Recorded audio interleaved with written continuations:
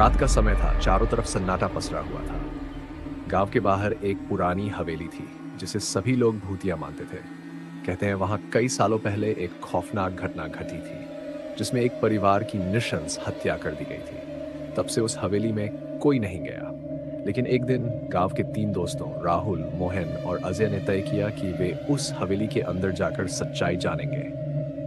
गांव वालों ने उन्हें रोकने की बहुत कोशिश की, लेकिन उनकी जिद के आगे किसी की नहीं चली। तीनों दोस्त रात के 12 बजे उस हवेली के सामने पहुंचे। हवेली की हालत जर्जर हो चुकी थी, जैसे कई सालों से वहां कोई नहीं आया हो। दरवाजे पर धूल और जाले लगे हुए थे। राहुल ने दरवाजा धक्का दिया और दरवाजा धीरे धीरे चीखता हुआ खुला। तीनों अंदर दाखिल हुए। हवेली के अंदर घना अंधेरा था, बस उनके टॉर्च की हल्की रोशनी से रास्ता दिख रहा था। अंदर पहुंचते ही अजीब सी ठंडक और एक भारीपन महसूस हुआ। चारों ओर से अजीब आवाजें आ रही थीं, जैसे कोई उनके आसपास चल रहा हो। अचानक से दरवाजा जोर से बंद हो गया। तीनों दोस्त घबरा गए, लेकिन वापस जाने का कोई रास्ता नहीं था। वे एक बड़े कमरे में पहुंचे, जहां दीवारों पर खून के धब्बे और टूटे हुए फर्नीचर पड़े थे। अचानक अजय ने एक दरवाजे के पीछे हलचल सुनी।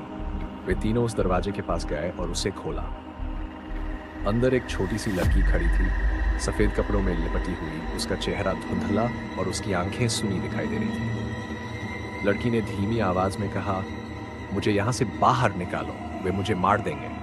अचानक हवेली में हलचल बढ़ गई। दरवाजे खुद ब खुद खुलने और बंद होने लगे। दीवारों पर लटकी तस्वीरों के चेहरों में अजीब सी विकृति आने लगी। तीनों दोस्त डर के मारे भागने लगे, लेकिन लड़की का चेहरा हर कोने पर दिख रहा था, जैसे वह उन्हें कहीं जाने नहीं दे रही हो। मोहन अचानक से गायब हो गया, जैसे उसे किसी ने खींच लिया हो। राहुल और अजय उसे ढूंढने लगे, लेकिन उसका कोई निशान नहीं मिला। डर अब उन पर हावी हो गया था। अचानक से हवेली की सभी खिड़कियां और दरवाजे बंद हो गए। अजय की टॉर्च बुझ गई और राहुल ने देखा कि लड़की उनके ठीक सामने खड़ी है। उसके चेहरे पर अब एक दहशत भरी मुस्कान थी।